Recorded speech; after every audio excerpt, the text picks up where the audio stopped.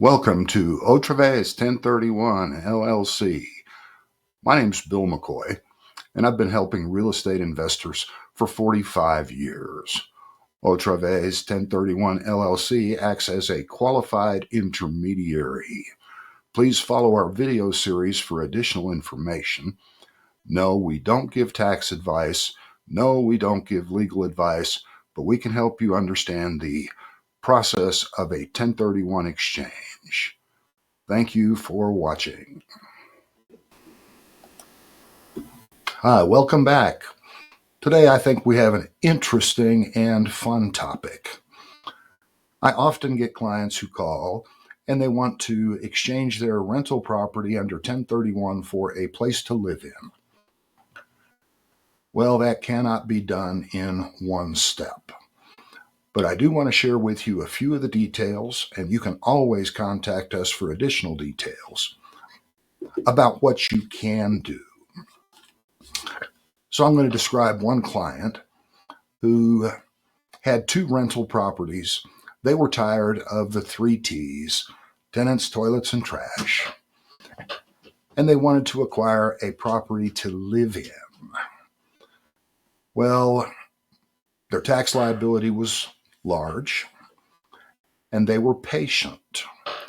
So what we did was to create an exchange where they traded 2 of their current rental properties under Section 1031 into one really nice rental property in northern New Mexico. They rented that property out for 2 years, which is going to be a magic number, one of several that we talk about in this video. At the end of 2 years, they changed their mind and moved into that really nice rental as their primary residence.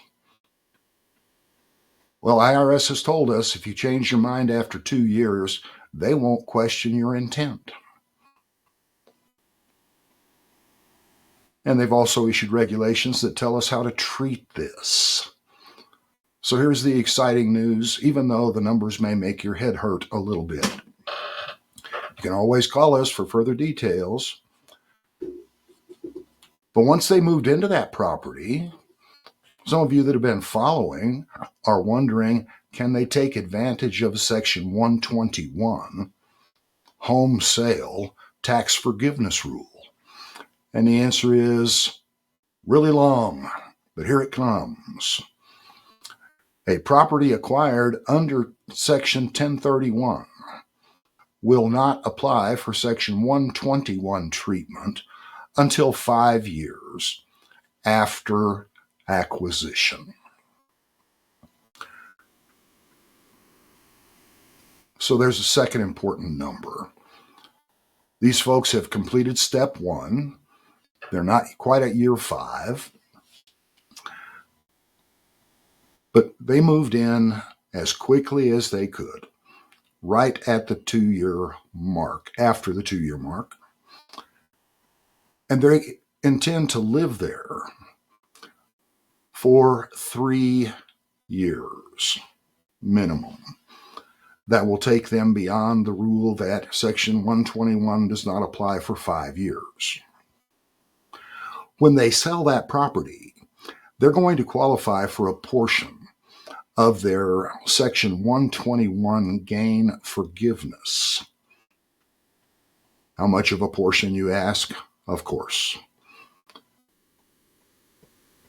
The IRS will allow them to develop a fraction, the numerator of the fraction being the number of years of personal use, and the denominator of the fraction being total ownership.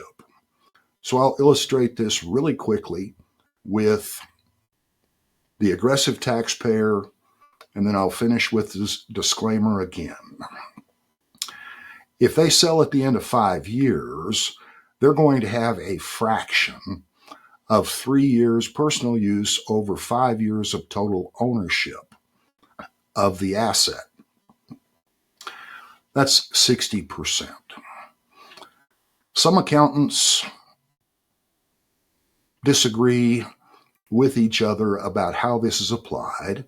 My best understanding is that the 60% fraction applies to the excludable gain amount, not the excludable gain. So if I'm right with my understanding, then these folks, they're a married filing jointly taxpayer. These folks will receive 60% of the $500,000 gain forgiveness, and they will be able to eliminate up to $300,000 in capital gains. And of course, each year they live there, the fraction becomes more favorable to them. Some accountants disagree with the way I understand this provision, and they will tell their client that they will only be able to exclude 60% of their actual gain. Please check with your tax advisor.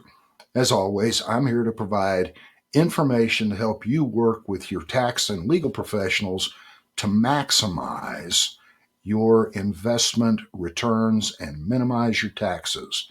Please reach out, give me a call, send us an email, follow us on all of the different options we have for you. We're always happy to help.